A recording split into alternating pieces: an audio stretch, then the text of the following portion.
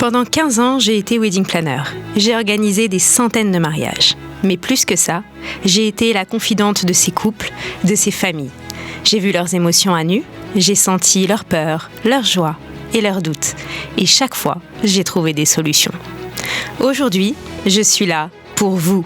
Chaque semaine, je réponds à vos questions, sans tabou et avec toute mon empathie. Que ce soit pour vos amours, votre famille, vos amitiés ou simplement pour vous retrouver vous-même. Allô Agathe est là.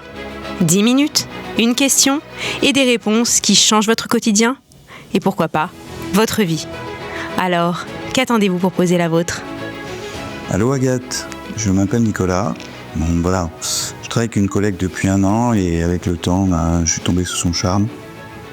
Elle est intelligente, drôle, on s'entend super bien au boulot. Bon, le problème c'est que j'ai jamais osé lui dire ce que je ressens.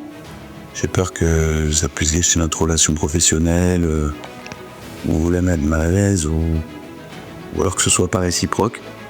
Bon, en même temps, je ressens de plus en plus de frustration et je me demande si je veux pas tout lui dire, si je veux pas avouer mes sentiments ou essayer de voire même tourner la page. Comment savoir si je dois prendre le risque ou si je ferais mieux de l'oublier ? Bonjour Nicolas. Alors, votre situation me fait penser à une chanson.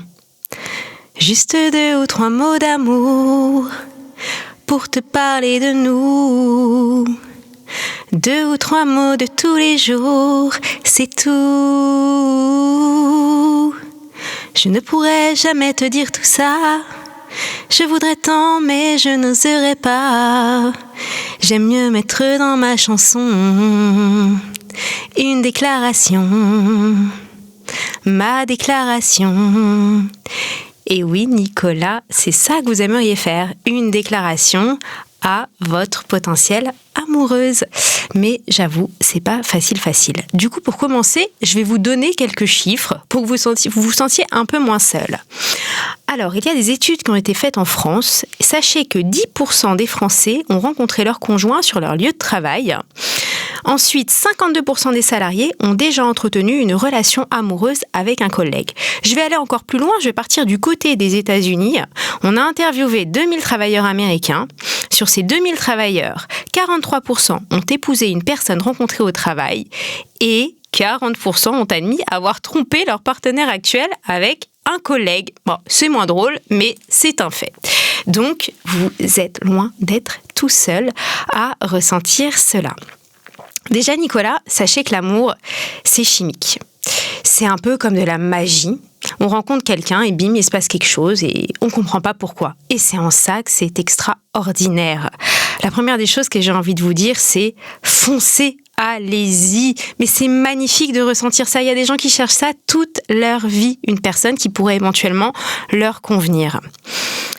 Sachez aussi que dans la majorité des cas, en tout cas de ce que je peux en voir de mon côté, et de toutes les personnes que j'ai pu aider, généralement, quand on a des sentiments pour quelqu'un, quand on ressent ce genre d'émotion, c'est que de l'autre côté, on n'est pas toujours indifférent. Donc, dites-vous qu'il y a peut-être 50% de chances qu'elle ressente la même chose que vous. Alors vous allez me dire, mais c'est compliqué, comment je détecte les signaux, comment je sais si elle ressent la même chose que moi ? Alors il y a des petites choses que vous pouvez mettre en place, des petites observations que vous pouvez avoir au quotidien quand vous allez aller boire un café avec elle à la pause par exemple. Est-ce qu'elle est tactile ? Est-ce qu'elle vous touche le bras de temps en temps quand elle vous parle ? Est-ce qu'elle cherche votre attention ? Est-ce que vous surprenez des regards dans l'espace de coworking ou quand vous la croisez ? Est-ce que vous vous parlez en dehors du travail ? Est-ce que vous échangez le soir des WhatsApp ou des appels de temps en temps ? Ou est-ce que, au contraire, il se passe rien et elle vous parle d'une autre personne ? Parce que si elle commence à vous dire qu'elle a quelqu'un d'autre dans le radar, là, ça va être un peu plus compliqué. Mais on ne s'avoue pas vaincu. J'adore l'expression « mieux vaut avoir des remords que des regrets ». Imaginez, si vous ne lui avouez pas que vous avez des sentiments pour elle, qu'elle-même ressent la même chose que vous, et que personne n'ose se l'avouer. Mais qu'est-ce qui va se passer ? Vous allez chacun partir de votre côté, personne n'aura rien dit, et vous serez peut-être moins heureux avec quelqu'un qui vous correspondra moins. Donc vraiment, moi je vous encourage à y aller. J'adore ces histoires, c'est ma passion. Donc, une fois qu'on a détecté ou pas les signaux, voilà ce que vous allez faire. Vous allez prendre votre courage à deux mains, vous allez préparer un petit discours et vous allez commencer à lui parler. Alors, surtout, ne lui parlez pas au travail. Le travail, c'est professionnel. On essaye vraiment de garder les distances avec ça. Et si vous devez lui parler, vous le faites en dehors du travail. Vous avez plusieurs options.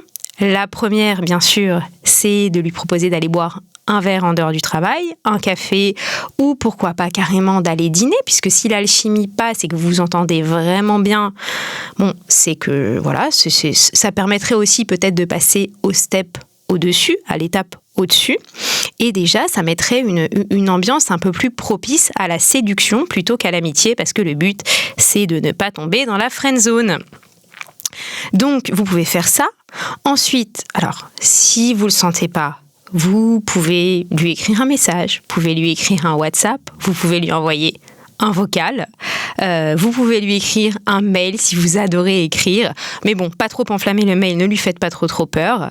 Et puis voilà, ce que je voulais vous dire, je voulais quand même revenir toujours sur le langage corporel. Si vous allez au restaurant avec elle ou si vous allez boire un verre, il y a quand même des petites choses qui ne trompent pas. Si vous voyez qu'elle remet ses cheveux, qu'elle se penche vers vous, au contraire, si elle croise les bras, là c'est mauvais signe, ça veut dire qu'elle est fermée, etc. Et au fur et à mesure, vous allez déceler des signes et vous allez vous dire, bon, c'est peut-être le bon moment pour y aller. Voilà Nicolas, ce que je peux vous dire.